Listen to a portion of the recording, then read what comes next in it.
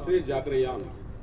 कोई उत्पीड़ना होती है, उसके प्रति कोई दर्द होता है, तो फिर किसी भी स्थान का रहने वाला हिंदू बनकर उनको तहस नहस करना ये बहुत कठिन पीड़ा का विषय है।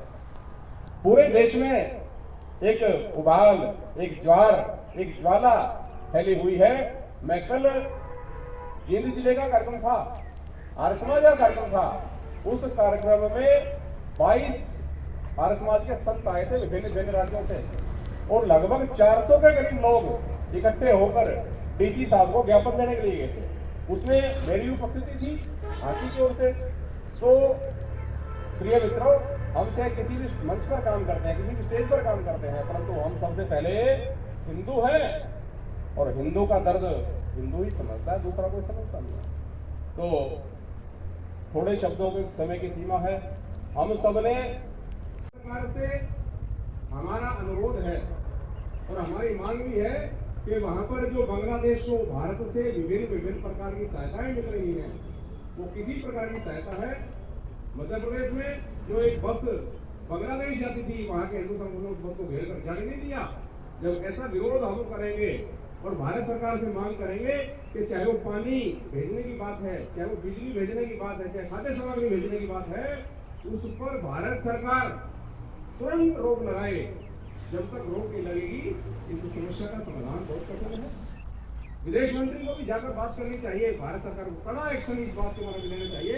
ऊपर क्या क्या अत्याचार हो रहे हैं, हमारी माताओं बहनों के ऊपर क्या क्या वहाँ पर अत्याचार हो रहे हैं। और उन्होंने ये भी बताया कि ये जो इस पुस्तक में छपा हुआ ये प्रमाणिक शोध है। विवरण के अनुसार प्रत्यक्ष अनुभवों के आधार करने वाले लोग हैं, राजनीतिक लोग हैं, उनके कार्यकर्ता है, उस बात को नहीं उठाया जा रहा। उन्होंने बहुत प्रयास किए और उन्होंने बताया कि कैसे इतना बड़ा हिंदू विनाश हो रहा है, हिंदुओं की आबादी किस प्रकार जबरदस्ती घटाई जा रही है। पुस्तक में बताया कि 1951 में पूर्वी बंगाल में जो हमारी हिंदू आबादी 1951 में 33% थी, वो 1900 यहाँ ज्ञापन देने के लिए एकत्र हुए हैं। आप सबका धन्यवाद हम संगठन की तरफ से करते हैं। आप सब बड़े साधुवाद के भी पात्र हैं, यहाँ इस कार्यक्रम में अपने हिंदू भाइयों को बताने के लिए यहाँ पर आए हैं। अब मैं सबसे पहले अपना वक्तव्य 2-3 नारों से दूंगा। भारत माता की जय, भारत माता की जय, वंदे मातरम, वंदे मातरम। भाइयों, ये जो आज ये आया है, ये हर संस्था से कुछ ही लोग आए हैं और इनके पीछे सैकड़ों लोग हैं साथ। तो ये छोटी सा बात समझिए, इसके एक के पीछे 100 हो लगाओ तो ये हजारों की संख्या में आप बैठे हैं। तो ये सिर्फ अपने भारत देश के लिए आए हैं। मैं पुरानी बात लेते हुए, जब हम पिताजी हमारे हम उस भारत देश के अंग्रेजों ने 2 टुकड़े कर दिए थे, पाकिस्तान और हिंदुस्तान के नाम से, तो उस टाइम जो है मेरे पिताजी घर में बोलते थे, मैं छोटा सा था, दूसरी चौथी पढ़ता होगा, कि सर जावे ता जावे मेरा हिंदू धर्म ना जावे। मुझे आज बात याद आ रही है, उनकी ये बात किस लिए कहते थे, कि सर जावे ता जावे मेरा हिंदू धर्म ना जावे। तो भाई मैं उस चीज को, सनातन धर्म जो हमारा हिंदू धर्म है, इस चीज को आगे बढ़ाते हुए आप लोग इकट्ठे हुए, मैं आप इस भारत को हम पूरा ये जितने भी है ना छोटे मोटे देश, इसको फिर वापस मिलाएंगे, जिसको विशाल भारत कहते हैं। इन छोटे छोटे टुकड़ों को, बांग्लादेश के छोटे छोटे मुसलमानों को, पाकिस्तान, इनको इकट्ठा करके फिर भारत बनाना है। इसके अंदर हम सब लोगों की एकता चलेगी। और ये सारा कुछ, ये जो आज विज्ञापन दे रहे हैं, ये बहुत अच्छी नीति है। इसके अंदर यूएन तक जाए, विदेशों में जाए, और थोड़ी सी काम में टीवी पे देख रहा था, इसके अंदर अमेरिका का हाथ भी हो सकता है। ये हाई लेवल की बातें उनकी। वो उसका है कि इस एरिया में मैं एक अपना अड्डा बनाऊं, उसमें बांग्लादेश लड़ा भिड़ा गए। इन बड़े देशों का लड़ाना है, इसलिए हमने एक रहना है, नेक बनना है और आगे समाज को ले जाना है। तो मैं आप सभी का बहुत बहुत धन्यवाद। हमारे बीच में उपस्थित हुए हैं, आपका स्वागत है। मैं आपको बताना चाह रहा हूँ, फांसी के नहीं, जिनके मन में पीड़ा है वो बरवाड़ा से भी, उगलाना से भी हमारे बीच में उपस्थित हुए हैं। फांसी के तो हम सभी सामाजिक धार्मिक संस्थाओं के सम्मानित सदस्य और पदाधिकारीगण उपस्थित हैं ही। अब मैं निवेदन करूंगा श्रीमान सुरेश ठकराल जी से वो आए और अपनी बातचीत रखें।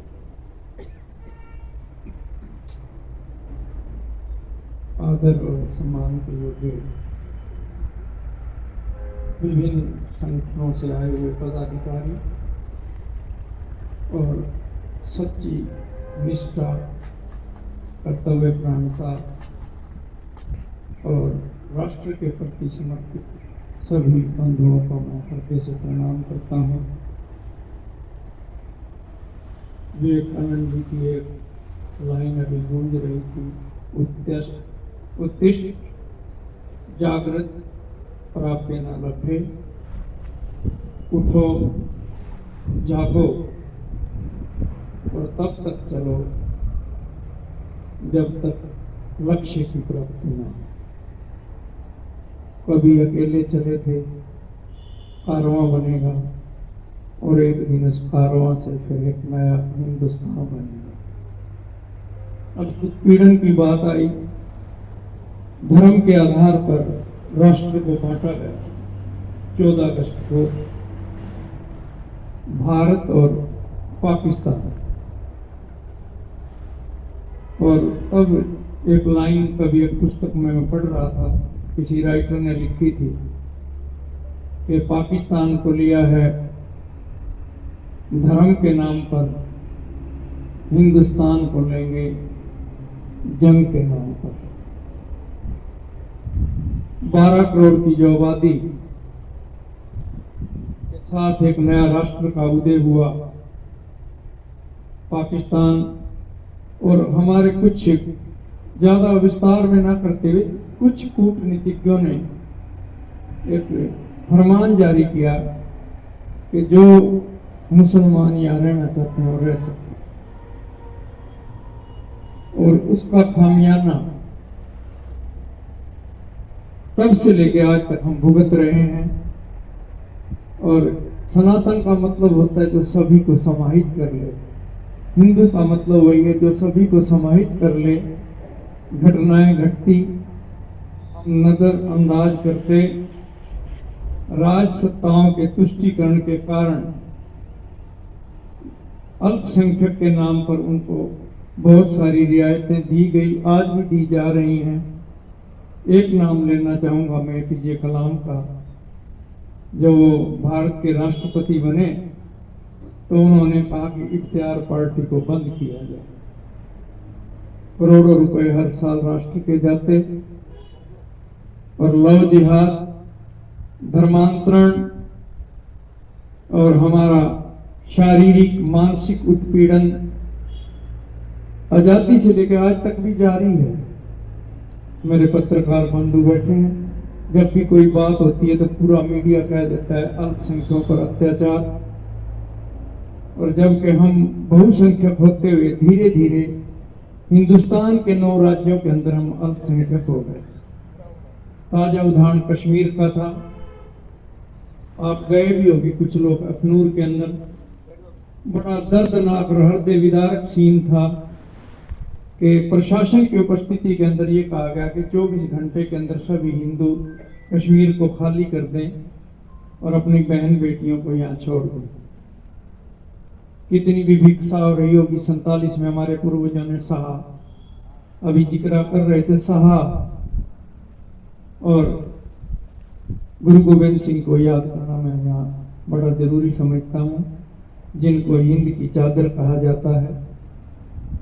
उनको कहा गया था कि आप इस्लाम को कबूल कर लें और आपको बहुत सारी जायदादें दी जाएंगी, लेकिन उन्होंने कहा नहीं, क्या मृत्यु फिर नहीं आएगी? उन्होंने कहा आएगी, उन्होंने स्वयं को, अपनी माँ को, 4 बेटों को और 5 भांजों को निछावर कर दिया इस देश के लिए।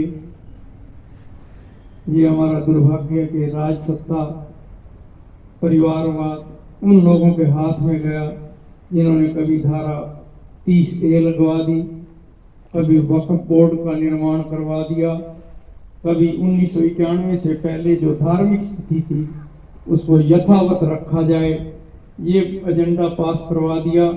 और अल्पसंख्यक के नाम पर अल्पसंख्यक आयोग गठित करके उनके शिक्षण संस्थानों के अंदर, मदरसों के अंदर वो अपनी तालीम दे सकते हैं। और उन्होंने कट्टरवादी संस्कृति को जन्म दिया। और ये धारा हमारे ऊपर ये लगा दी गई कि बहुसंख्यक जो है अपनी शिक्षण संस्थाओं के अंदर गीता रामायण का पाठ नहीं करवा सकते और अपने धर्म के ऊपर कुछ नहीं बता सकते। धर्म वास्तव में ये है स्वयं को जानना, दैट इज ए रिलीजन। और असली हमारा जो धर्म है वो राष्ट्र धर्म है। क्योंकि कुछ वर्षों में जब आरएसएस में काम किया तो ये लाइन बड़ी अचोटती है कि हम रहे ना रहे, माँ तेरा वैभव अमर रहे। कि भारत माँ जिसके ऊपर 10 लाख लोगों का नरसंहार हुआ और इस राष्ट्र की इबादत रखी गई, हम सभी भूल गए उस बात को। कल्पना करो कि आपको कह दिया जाए कि 24 घंटे के अंदर हिंदुस्तान छोड़ दो, कश्मीर छोड़ के चलो, वो इधर आ गए, बंगाल छोड़ के दिल्ली आ गए, अब कश्मीर छूट गया, बंगाल छूट गया। आप ये बताओ, अब यहां पर कोई आपदा आएगी तो आप छोड़ के कहां भागोगे?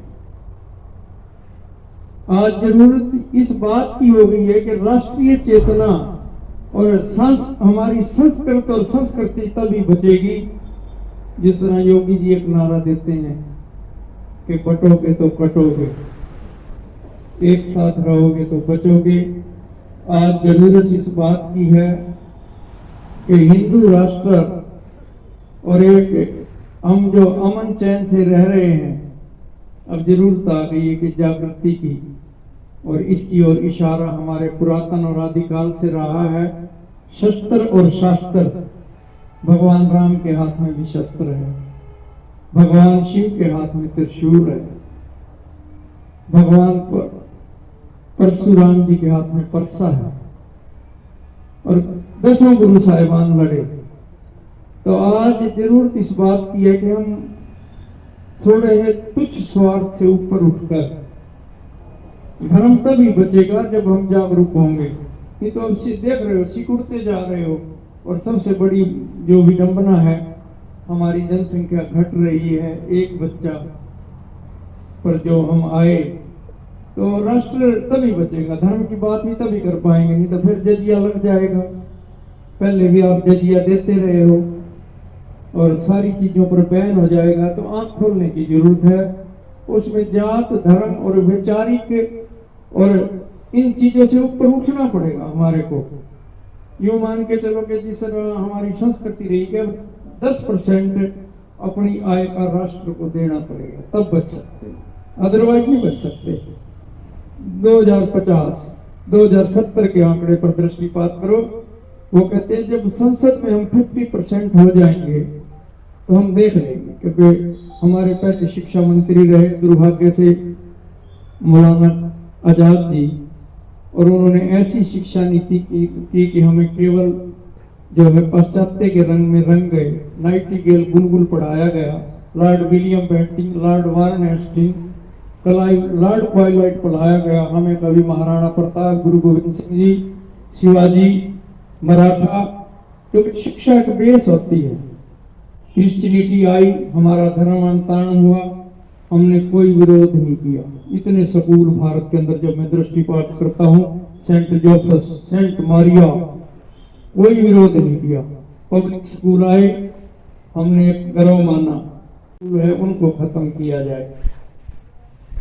जहां पर एक बेस तैयार किया जाता है। और आज हमारी अगली पीढ़ी 12 बजे 11 बजे उठने वाली, इंटरमीडिया की आदि और फॉरेन के देश नालंदा और तक्षशिला से जो साहित्य उड़ा के ले गया अमेरिका, आज वो जितनी शोध कर रहा है वो हमारे वेदों के ऊपर शोध हुई। हमने योग को ये लगा के योगा स्वीकार कर लिया। आज मेरे देश के अंदर ये हालत हो गई कि हमारे हर शहर के अंदर वर्ध आश्रम खुलने लगे और शान शौकत से खुल रहे हैं। ये संस्कृति का हरासमेंट है।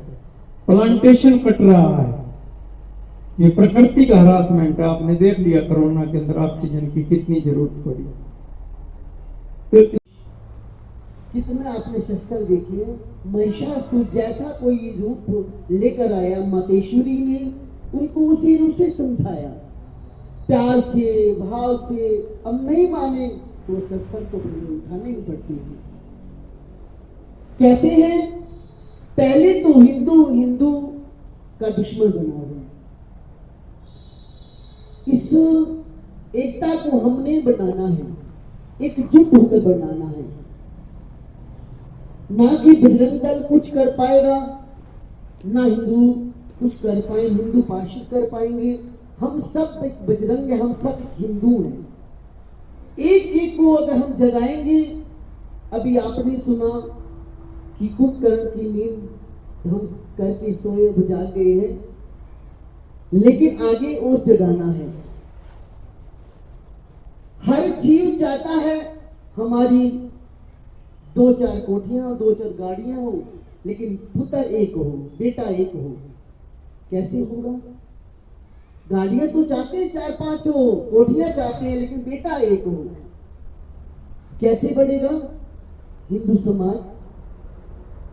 हमने इस चीज को ऐसे बढ़ाना है एकजुट होकर। अगर हमें खबर लग गई है कि वहां पर आज सम्मेलन है, कार्यक्रम है, आपने यहां वहां कुछ बहाना नहीं होना, तुरंत हाँ जी मैं हाजिर हो गया। कहीं भी हो, देश में हो, कहीं भी हो, इस कार्यक्रम को हम सब ने एकजुट होकर करना है। अगर अभी नहीं जागे तो समझो फिर कभी नहीं जा पाएंगे। अभी समय है, वक्त है।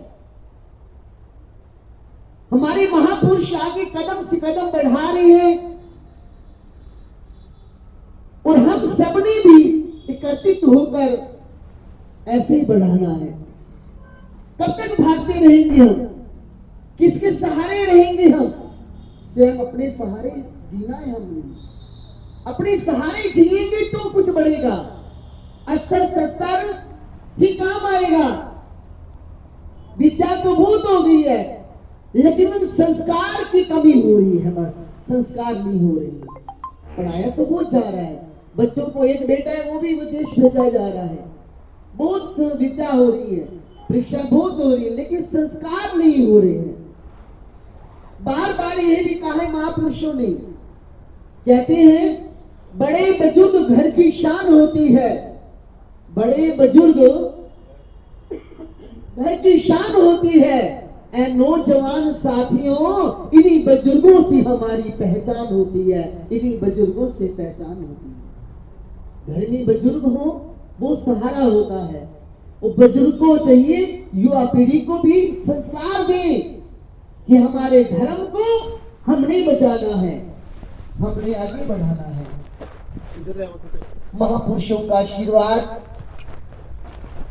हम सब एकत्रित होकर चलेंगे तो तभी कुछ हो पाएगा।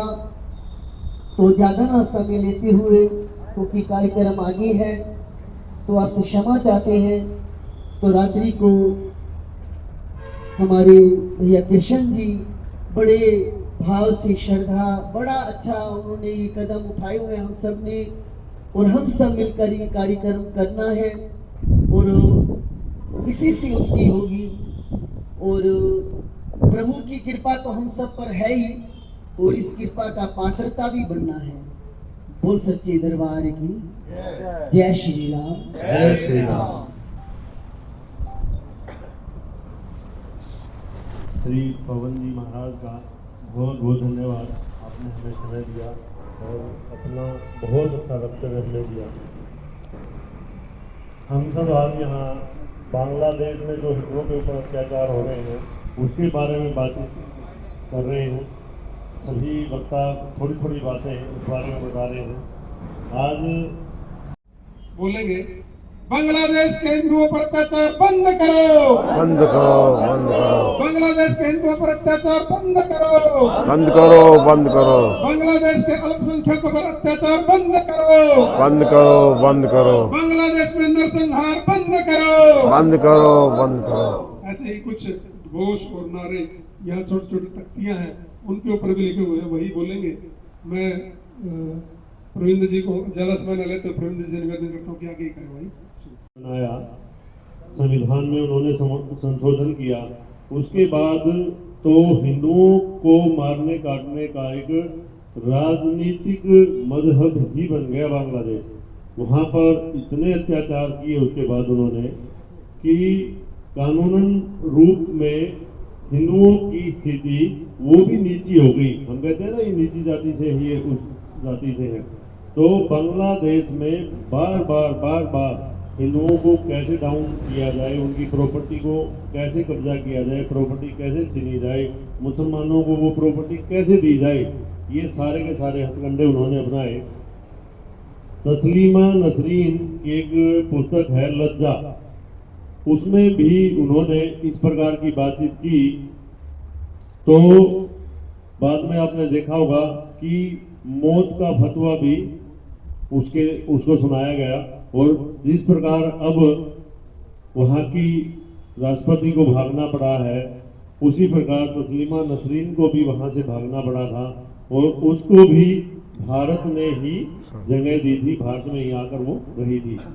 हम सब वक्ता इस बारे में बातचीत भगत सिंह स्मारक समिति के अध्यक्ष अपने साथियों के साथ आए हैं। आपका स्वागत है, अभिनंदन है। मैं अब मंच पर उपस्थित श्री कमलेश गर्ग जी, भारत विकास परिषद के आप प्रांत के अध्यक्ष हैं, आपसे निवेदन है कि आप हमसे बांग्लादेश सम्मानित मंच उपस्थित अति सम्मानित सदन, देख पा रहा हूँ हमारे शहर की प्रमुख संस्थाओं के प्रतिनिधि यहाँ उपस्थित हैं, और हम सब जानते हैं कि हम एक ज्वलंत विषय पर मंथन करने के लिए, चिंतन करने के लिए यहाँ पर बैठे हैं, और हम सब एक ज्ञापन भी एसएम साहब को सौंपने जा रहे हैं। मुझे हास्यास्पद लगता है, जिस देश के जन्म से लेकर आज तक उसके पास भारत के अलावा कोई अल्टरनेट नहीं है, वो हमको आँख दिखा रहा है। उसने अभी, आज मैं अखबार में पढ़ रहा था, कुछ पटाखे खरीदे हैं पाकिस्तान से। उसको शायद ये नहीं अंदाजा होगा कि जितने पटाखे वो आज पाकिस्तान से लेके आया है, उससे ज़्यादा तो हम होली दिवाली तो वैसे जला देते हैं। और उस पाकिस्तान से जो हमारे अभिनंदन को 24 घंटे नहीं रोक पाया, वो हमको क्या दिखाना चाह रहा है मैं समझ नहीं पा रहा हूँ। जैसे हमारे यहाँ पप्पू के सलाहकार को शायद पता नहीं कैसे होंगे, उन्हें लगता है कि उसके भी सलाहकार कमज़ोर हैं, तो उसको सही सलाह नहीं दे पा रहे कि वास्तव में वो क्या कर रहा है। मैं समझता हूँ हमारा नेतृत्व तो बहुत सशक्त है, हम सबको उस पर पूरा विश्वास है। हमने एक नहीं, ऐसे अनेक उदाहरण हमारे सामने हैं कि जब भी हमारे हिंदू भाइयों पर या अल्पसंख्यकों पर विदेशों में कभी भी कोई संकट आया है, उस हमारे नेतृत्व ने उसे बखूबी हल किया है, और बहुत कम डैमेज से उन सारी चीज़ों को हल किया है। आज भी हमारे विदेश मंत्री बांग्लादेश यात्रा पर हैं, और मुझे विश्वास है कि वो बहुत कंक्रीट बात वहाँ पर करके आएंगे। मैं इस मंच के माध्यम से हमारे केंद्रीय नेतृत्व को ये विश्वास दिलाना चाहता हूँ कि वो जो भी निर्णय हमारे उन हिंदू भाइयों के लिए, उन अल्पसंख्यकों के लिए लेंगे, हम सब कंधे से कंधा मिलाकर उनके साथ खड़े हैं, और हमें पूर्ण विश्वास है कि वो हमारे उन भाइयों की रक्षा करने में सक्षम है। आप सबका बहुत बहुत धन्यवाद। बंद हो, बंद हो, बंद हो, बांग्लादेश में हिंदुओं पर अत्याचार बंद हो, बंद हो, बंद हो। इस तरह के जयघोष लगाते हम चलेंगे। अब मैं महंत सागरनाथ जी से निवेदन करता हूँ अपनी बातचीत में।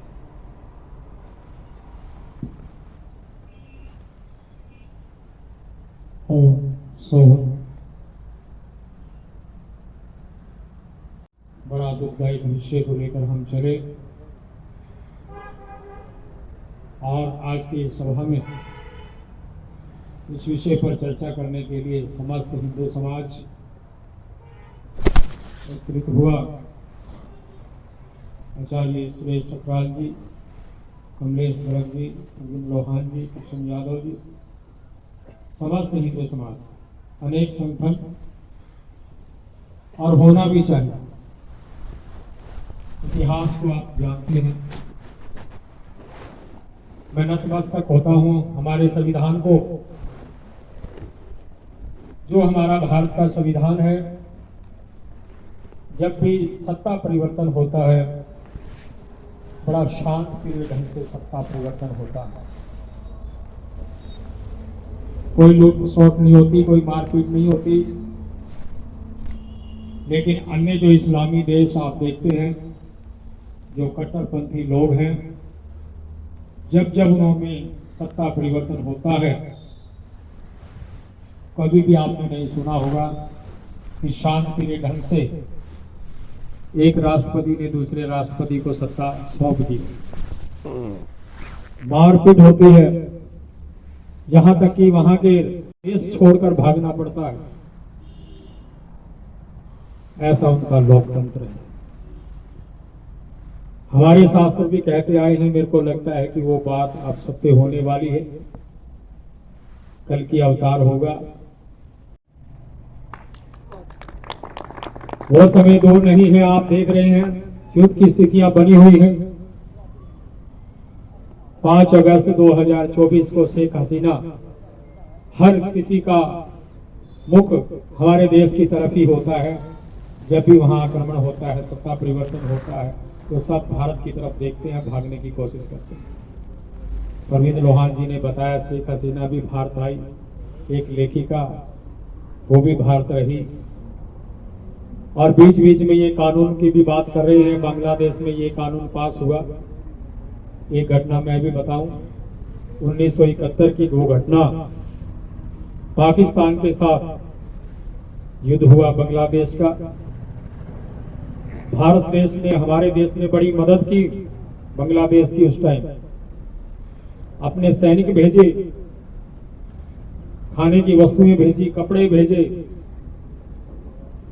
लेकिन आज वो निकम्मा पाकिस्तान से दोस्ती कर रहा है और इस देश को दुश्मन समझ रहा है। संतों पर आक्रमण कर रहा है। चिन्मयी कृष्णदास जी महाराज के बारे में आपने सुना, उन 65 साधुओं के बारे में सुना। हिंदुओं पर आक्रमण, हिंदुओं की हत्या, हिंदुओं का नरसंहार। हिंदू जो हिंदुस्तान से वहां गया है, हिंदू का मतलब ये, जो भी हो, किसी भी जाति का है, जो हिंदुस्तान से वहां है, उन पर अत्याचार हो रहे। और विवाद करने का तरीका देखिए बांग्लादेश का। जो पूर्व सैनिक थे, उनके ऊपर कानून पास था पहले कि उनके बच्चों को 30% आरक्षण दिया जाएगा नौकरी के अंदर। बीच में वो कानून हटा दिया गया, उन्हें फिर वो कानून लागू कर दिया। यूनिस सरकार जो आप आई, 84 साल के हैं और उसके कारनामे देखिए उस वृद्ध आदमी। जब ये कानून पास हुआ तो छात्रों को भड़का दिया गया और इसके माध्यम से फिर हिंदुओं को टारगेट कर दिया गया। जब हाथ कटता है तो दर्द तो होता ही है, किसी भी जाति से हो, लेकिन वो हमारे हिंदुस्तान से वहां है, जिस भी स्थिति में है, हमारा कर्तव्य बनता है, धर्म बनता है कि यहां हम अपने देश में एक ऐसी भूमिका बनाएं कि जो हमारी सत्ताधारी सरकार है, हालांकि कार्रवाई कर रही है सरकार, लेकिन देश में भी ऐसी जमीन तैयार होनी चाहिए ताकि सत्ता को बल मिले। बड़ी विडंबना है हमारे देश की, जब राष्ट्र की बात आती है, जब भी पक्ष विपक्ष अलग अलग अपनी बातें करता है। राष्ट्र की बात आने पर तो पक्ष विपक्ष को एक हो जाना चाहिए। ये कोई मुद्दा थोड़ी है कुर्सी हथियाने का, सब मिलकर फैसले लेने चाहिए। लेकिन नहीं, सत्ता की भूख है, देश के लोगों से कोई अभिप्राय नहीं है। राष्ट्रीय स्वयंसेवक बैठा है, बजरंग दल बैठा है, विश्व हिंदू परिषद बैठा है, अन्य संगठन बैठे हैं, बस उन्हीं की ही जिम्मेवारी है। ये पूरे देश की जिम्मेवारी है। जब राष्ट्र बचेगा तो गुरुद्वारे बचेंगे, मंदिर बचेंगे, आपके घर बचेंगे, जिले बचेंगे, तहसील बचेंगे, स्टेट बचेंगे। जब राष्ट्र ही खतरे में होगा तो क्या आपका व्यापार बचेगा? आपकी धर्मशालाएं, गुरुद्वारे, मस्जिद बचेंगे? सबसे बड़ा धर्म है राष्ट्र धर्म। उसको सर्वोपरि मान करके हमें आगे बढ़ना चाहिए। बाबा साहब भीमराव अंबेडकर को हम नतमस्तक करते हैं कि ऐसा संविधान उन्होंने दिया, ऐसा लोकतंत्र की सीख उन्होंने दी, ऐसे मंत्र उन्होंने दिए, शिक्षित बनो, संगठित रहो, संघर्ष करो और चुनाव पर आए तो मत का सदुपयोग करो। ये चारों मंत्र बड़े स्टिक बैठते हैं राष्ट्र हित में।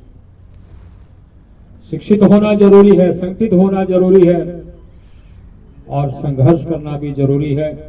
आज आप उन्हीं पद चिन्हों पर चल रहे हैं और काम कर रहे हैं।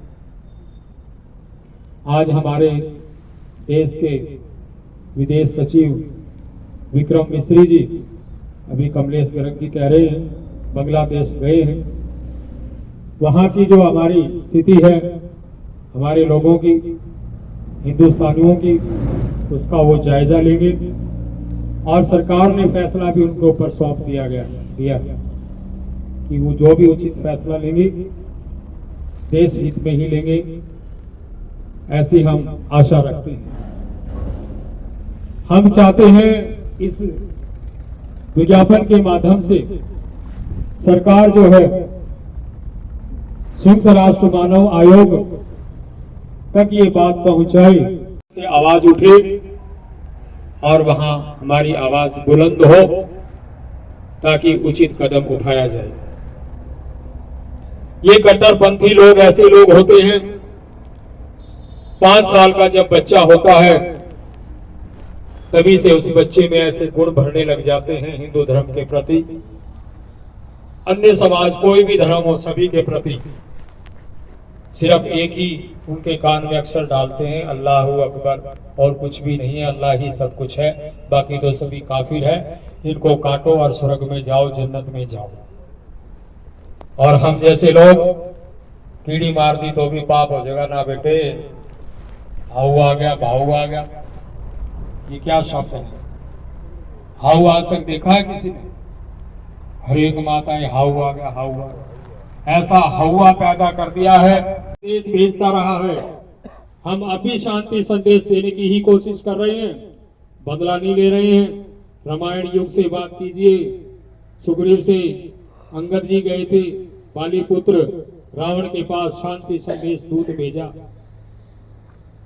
फिर महाभारत में देखिए उद्धव जी को भेजा शांति के संदेश के लिए, और आज तक हम यही करते आ रहे हैं और यही पाकिस्तान के साथ करते आ रहे हैं, बातचीत बातचीत बातचीत, फिर एक और बातचीत, फिर एक और बातचीत।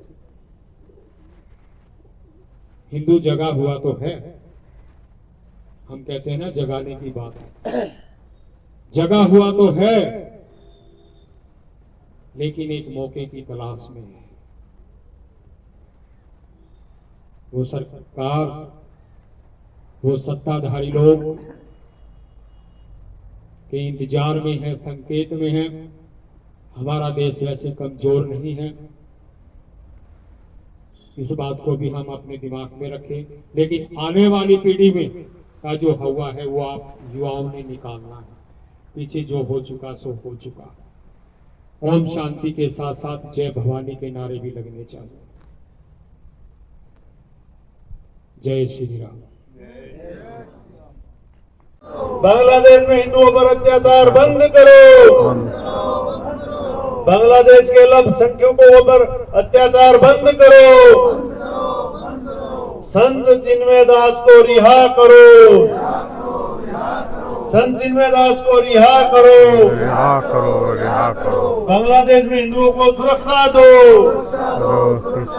बांग्लादेश में हिंदुओं को सुरक्षा दो। मानवाधिकार आयोग होश में आओ, मानवाधिकार आयोग होश में आओ। हिंदू नरसंहार बंद करो, बंद करो, हिंदू नरसंहार बंद करो, बंद करो। एक बार किसी को पानी पीना है, पानी पी सकते हैं, सबके हाथ में एक ही चाबी रहेगी है, मोटर की चाबी है जो पानी पीते समय रखी गई। अगर अपनी चाबी ले ले, ये थोड़ा एक बार बाहर आ जाओ रोड के ऊपर। जय मातरम। दोस्तों, MS न्यूज हादसे आपको ये दिखाया जा रहा है कि हादसे के अंदर बांग्लादेश में अल्पसंख्यक हिंदुओं को हो रहे अत्याचार के विरोध के अंदर हादसे की सामाजिक संस्थाएं, धार्मिक संस्थाएं आज यहाँ पर ज्ञापन देने के लिए चल रहे हैं। आपका अपना YouTube चैनल MS न्यूज हादसे को लाइक, शेयर, कमेंट, सब्सक्राइब करना न भूलें।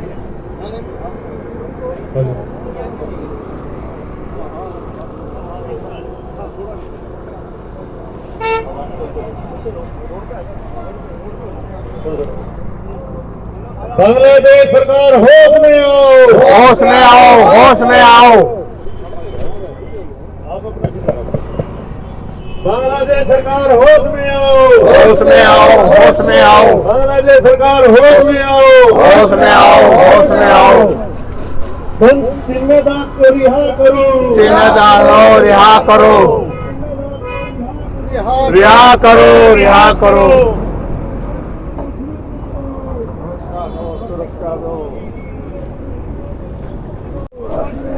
होश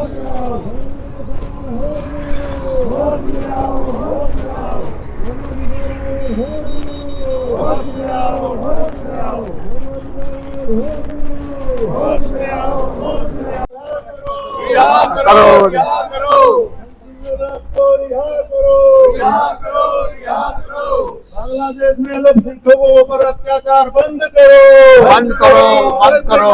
अत्याचार बंद करो, अत्याचार बंद करो, बांग्लादेश पर हिंदुओं पर अत्याचार बंद करो, बंद करो। हिंदुओं पर अत्याचार बंद दोस्तों, करो। MS आपको ये प्रदर्शन करते हो ज्ञापन की और SDM साहब को बांग्लादेश सरकार होश में आओ, होश में आओ। हिंदू एकता जिंदाबाद, जिंदाबाद, जिंदाबाद, हिंदू एकता जिंदाबाद, जिंदाबाद, जिंदाबाद। होश में आओ, होश में आओ।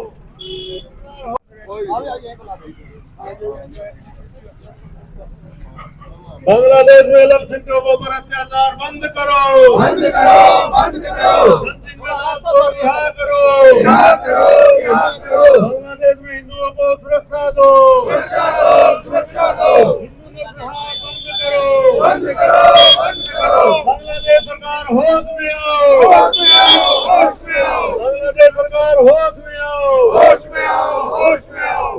बंद करो, बंद करो। बांग्लादेश सरकार होश में आओ, होश में आओ, होश में आओ। बांग्लादेश सरकार होश में आओ, होश में आओ, होश में आओ। हिंदुओं पर अत्याचार बंद करो, बंद करो, बंद करो। हिंदू नरसंहार बंद करो, बंद करो, बंद करो। हिंदू नरसंहार बंद करो, बंद करो, बंद करो। बांग्लादेश में अल्पसंख्यकों पर अत्याचार बंद करो, बंद करो, बंद करो। नमस्कार, मैं राजू कंसल, आप देख रहे हैं। बहुत अच्छा। न्यायपालिका को बहुत बहुत नमन कि आप आए। न्यायपालिका आगे बात है।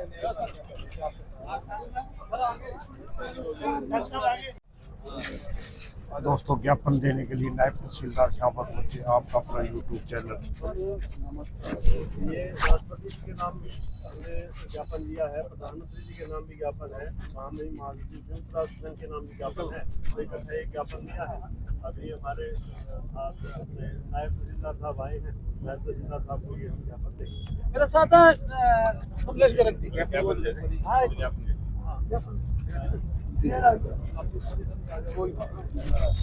कोई बात देख रहे हैं कि नायब तहसीलदार जी को ज्ञापन सौंपा जा रहा है। भारत माता की जय, भारत माता की जय, मातरम, मातरम। एक मिनट, नायब साहब, बांग्लादेश में हिंदुओं पर बहुत ज़्यादा अत्याचार हो रहे हैं। माताओं बहनों के साथ बलात्कार और अन्य प्रकार की उनको उठा के लेके जाना, बहुत यातनाएं दी जा रही हैं। तो वो बंद हो, इसके लिए आपको हम ये ज्ञापन देने के लिए आए हैं। तो ये हमारा महामहिम राष्ट्रपति महोदया श्रीमती द्रौपदी मुर्मू तक ये हमारी बात पहुँचे, माननीय प्रधानमंत्री श्री नरेंद्र मोदी जी तक हमारी बात पहुँचे, इसके लिए हम आपके पास ये ज्ञापन देने के लिए आए हैं। तो ये हमारा पहुँचाने का कष्ट करें जी।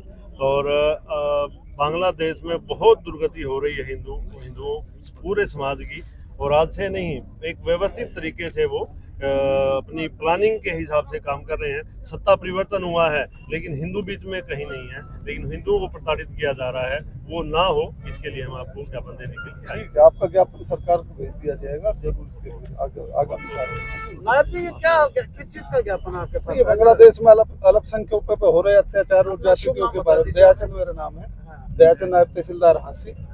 जैसा कि आप लोगों को पता है, इन्होंने बताया बांग्लादेश में अल्पसंख्यकों के पर हो रहे अत्याचार के खिलाफ भी अपना ये ज्ञापन दे रहे हैं, सरकार को भेज दिया जाएगा। दरक साहब बताइए, आप बने रहिए नायब जी, बताइए। देखिए, बांग्लादेश में जो अत्याचार हो रहे हैं हम सब उससे वाकिफ हैं। प्रतिदिन मीडिया और हमारे नेतृत्व पर पूरा विश्वास है। हाँ बाबू जी, नमस्ते जी। ये जो हिंदुओं पर अत्याचार हो रहे हैं बांग्लादेश, उसके बारे में आपका क्या कहना है? हम बिल्कुल रोष प्रकट कर रहे हैं, उसके लिए आज ज्ञापन दे रहे तहसीलदार साहब को और एसडीएम को कि वहाँ हिंदुओं पर अत्याचार नहीं होना चाहिए। तो यहाँ की बार एसोसिएशन भी इसके बारे में कुछ विचार बार एसोसिएशन हांसी में अधिवक्ता परिषद हांसी की तरफ से ज्ञापन सौंप रहे हैं तहसीलदार और एसडीएम को। कैसा लगा आज जो बांग्लादेश के ऊपर अत्याचार कर रहे हैं? बड़ा ही निंदनीय है और इसका बड़ा विरोध करते हैं अधिवक्ता परिषद हांसी, और इसके उपलक्ष्य में सभी मिलकर सभी संस्थाएं हांसी की जो है एसडीएम हांसी को एक ज्ञापन दे रहे हैं कि अत्याचार बंद किया जाए और हिंदुओं को बचाया जाए। धन्यवाद। आपका क्या कहना है? ये बहुत ही निंदनीय है कि जो हिंदुओं के ऊपर अत्याचार हो रहा है, और हम सब अधिवक्ताओं को मिलकर दोबारा से एसडीएम को ज्ञापन दिया जा रहा है ताकि उनके खिलाफ कार्रवाई हो जाए। नमस्ते सर, और जी क्या हाल है जी? बहुत बढ़िया। तो ये ज्ञापन जो आज दिया है ये किन की तरफ से आया है? ये लोगों ने बांग्लादेश में अल्पसंख्यकों पर हो रहे अत्याचार के विरोध में दिया है, जिसको सरकार को अवगत करा दिया जाएगा। और राष्ट्रपति के नाम है? राष्ट्रपति के नाम भी है और राज्यपाल के नाम भी है, मुख्यमंत्री के नाम भी है, प्रधानमंत्री सरकार के नाम। सर आज ये हाँ, सरकार को इस बारे में अवगत करा दिया जाएगा। धन्यवाद, थैंक यू।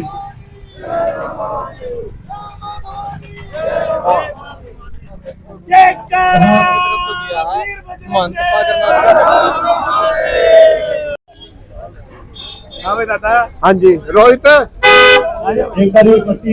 एक काम करना, इसकी जो वो जो फोटो मुझे भेज देना, मैं सारी खबर अच्छी से बनाऊंगा। इस जो आपने वो उस ज्ञापन के लिए जो वो बोल रहे थे मंच के ऊपर नाम नूम थे कि कैसे, वो उसकी फोटो के नाम मैं दे दूँ आपको, सारे के दे दें। और कौन बोलने गए? रोहित जी आप बोल लेंगे क्या? आप बोल लोगे क्या? बोल देता हूँ ना, मैं सीनियर सिटीजन हांसी से केएल गरोट बोल रहा हूँ। जो ये नरसंहार बांग्लादेश में अल्पसंख्यकों पे हो रहा है, उसके विरोध में हम संस्थाओं के जो मेन आदमी थे वो आए हैं, और वैसे अगर ये ना बात मांगी गई तो फिर भारी संख्या में हम इसको आगे ले जाएंगे। मैं कर्मवीर शास्त्री धर्म जागरण समन्वय विभाग की ओर से आज एसडीएम साहब को और अन्य उच्च अधिकारियों को हमने बांग्लादेश में हिंदू पर जो अत्याचार हो रहे हैं, बलात्कार हो रहे हैं, उनकी सुरक्षा के लिए आज हमने एसडीएम साहब को ज्ञापन दिया।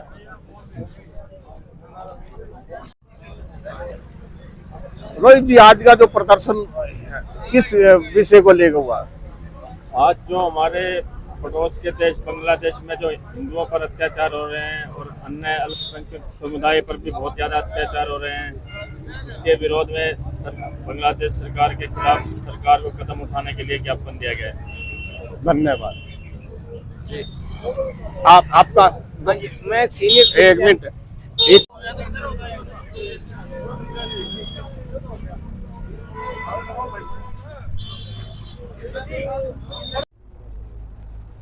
पूजनीय संत वृंद एवं अन्य संगठनों से उपस्थित सभी सज्जन शक्ति, आज हम जिस विषय के लिए एकत्र हुए हैं वो है बांग्लादेश में जो अल्पसंख्यक विशेषतः हिंदुओं पर हो रहे अत्याचार के विषय में। कुछ दिन पहले से हम देख रहे हैं,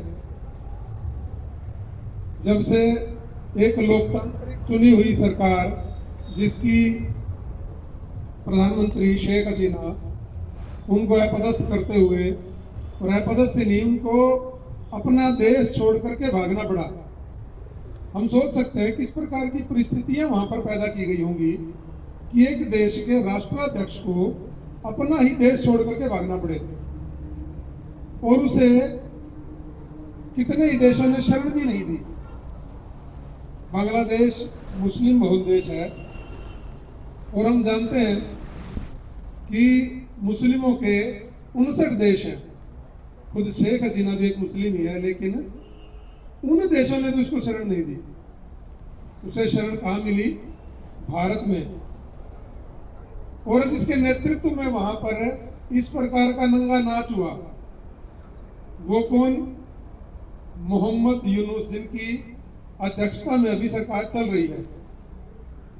और बड़ी कमाल की बात है कि उन्हें शांति का नोबेल मिला हुआ है। जिसे शांति का नोबेल पुरस्कार मिला हो, उसके राज्य में इस प्रकार की आतंकी घटनाएं हो रही हैं। हमें पता है, अखबारों और सोशल मीडिया के माध्यम से हमने जाना, शेख हसीना के जाने के बाद वहां पर क्या हुआ। वहां पर जो अल्पसंख्यक समुदाय हैं, सिर्फ हिंदू ही नहीं, अन्य बौद्ध, जैन, कुछ एक मात्रा में सिख, ऐसे सभी अल्पसंख्यक समुदायों पर टारगेटेड हमले हुए। और सिर्फ हमले ऐसा नहीं कि किसी एक स्थान पर हुए, वो स्ट्रेटेजिकली मंदिरों पर, वहां पर इस्कॉन एक बड़ी संस्था के रूप में कार्य करता है, इस्कॉन के जितने भी साधु संत थे उनके ऊपर हमले हुए। लगभग 200 के करीब हमले एक साथ वहां पर प्रायोजित रूप से किए गए। एक स्थान पर हो सकता है, 2 स्थानों पर हो सकता है, तो क्या इतने स्थानों पर एक साथ से हमले अपने आप ही हो सकते हैं क्या? तो स्वाभाविक है वो कहीं ना कहीं कट्टरपंथियों के द्वारा प्रायोजित हमले थे। और बांग्लादेश सरकार ने उन कट्टरपंथियों के सामने घुटने टेक दिए। ऐसा लगता है वहां की पुलिस हर प्रकार से नाकाम हो रही है। वहां इस्कॉन का अच्छा प्रभाव है। इस्कॉन के संत चिन्मय दास, उनको गिरफ्तार कर लिया गया क्योंकि वो इस प्रकार की चीजों का विरोध कर रहे थे। गिरफ्तार कर लिया गया। उनके एक वकील जो मुस्लिम संप्रदाय से ही हैं, उनको, जो उनका केस लड़ने वाले थे, उनको मॉब लिंचिंग करके मार दिया गया उन्हीं कट्टरपंथियों के द्वारा। उसके पश्चात उनके लिए एक दूसरा वकील, हिंदू वकील तैयार हुआ, उसको भी मॉब लिंचिंग कर करके, और वह जो हॉस्पिटल में है, आईसीयू में, अभी भी आईसीयू में है। यानी उनको इतना मारा पीटा प्रताड़ित किया गया, इतना उनको यातनाएं दी गई कि वो अभी भी बेड पर ही है। और उनको, संत चिन्मय दास को, अगली सुनवाई के लिए भी 2 जनवरी तक का वक्त मिला, 2 जनवरी तक। और उसके पश्चात वहां के जो वकील हैं, जो वकीलों की जो संस्थाएं वहां पर, जो उनके एसोसिएशन हैं, उन्होंने ऐसा ऐलान किया कि कोई भी वकील संत चिन्मय दास का केस नहीं लड़ेगा। यानी जिंदगी भर उसको या तो जेल में चढ़ाया जाएगा या ऐसे ही बीमार अवस्था में उसको मार दिया जाएगा। कोई भी तरीका हो, इन अल्पसंख्यक समुदायों पर, विशेषकर जो हिंदू समाज के लोग वहां पर हैं, उन पर इस प्रकार की यातनाएं दी जा रही हैं। इन सभी घटनाओं से त्रस्त होकर के लगभग 65 इस्कॉन के जो साधु थे, वो देश छोड़ने के लिए और भारत में एंटर करने के लिए वो वहां से निकले, तो उनको बॉर्डर के ऊपर गिरफ्तार कर लिया गया और जेल के अंदर डाल दिया गया। हमें लगता होगा उसके पश्चात पूरे देश भर में अभी 8, 9, 10 तारीख में बहुत से ऐसे प्रदर्शन हुए। कल और परसों में तो पूरे अपने हरियाणा के अंदर भी लगभग जिला स्तर पर बहुत प्रदर्शनों की खबरें आई हैं। हमने भी ऐसे ही एक प्रदर्शन की योजना की, सभी संगठनों ने मिलकर के बातचीत की, जो हिंदू समाज की हिंदू हित की बात करते हैं, उन सभी ने ऐसी बातें की कि इसके विरोध में एक विशाल जुलूस और प्रदर्शन होना चाहिए। उसकी तैयारियां भी शुरू हुई, लेकिन दुर्भाग्य से 5 तारीख को ही अपने जिले के अंदर धारा 163 लग जाती है।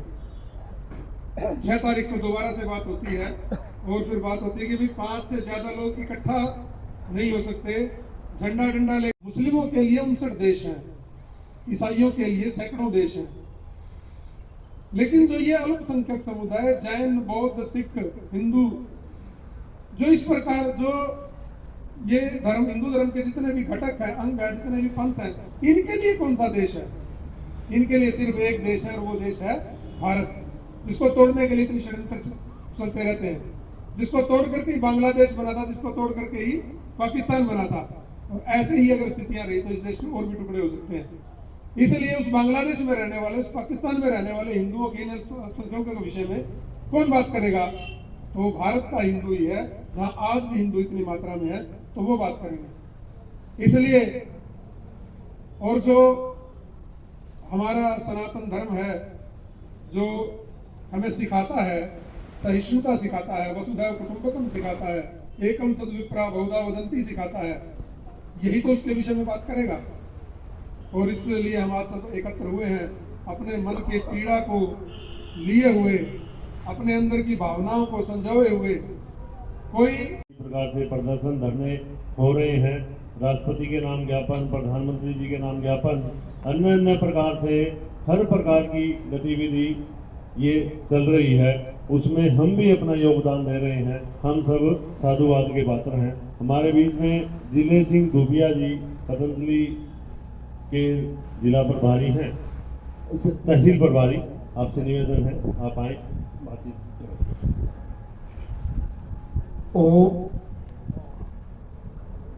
सबसे पहले तो मैं इस प्रांगण में आए सभी महानुभावों का मैं हार्दिक अभिनंदन स्वागत करता हूँ।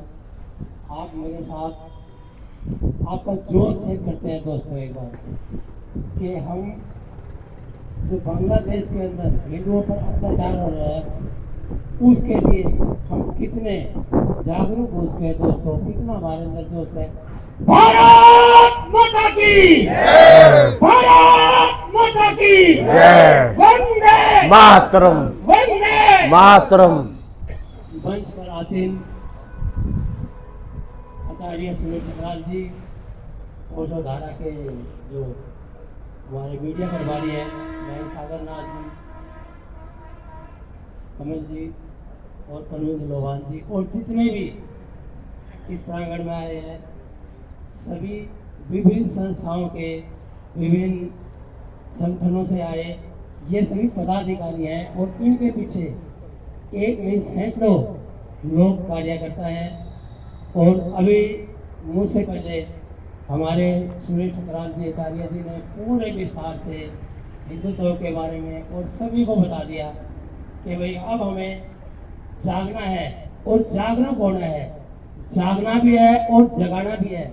दोस्तों, आज जो हिंदुओं के ऊपर बांग्लादेश में अत्याचार हो रहे हैं, ये हम पहले सुनते थे कि भाई लड़ाइयों के साथ के अंदर बहुत मारकाट हो रही थी, लेकिन दोस्तों आज हम आंखों से देख रहे हैं कि बांग्लादेश के अंदर हमारे हिंदुओं के ऊपर कितने अत्याचार, बलात्कार और उनके घर, उनकी संपत्ति छीनी जा रही है।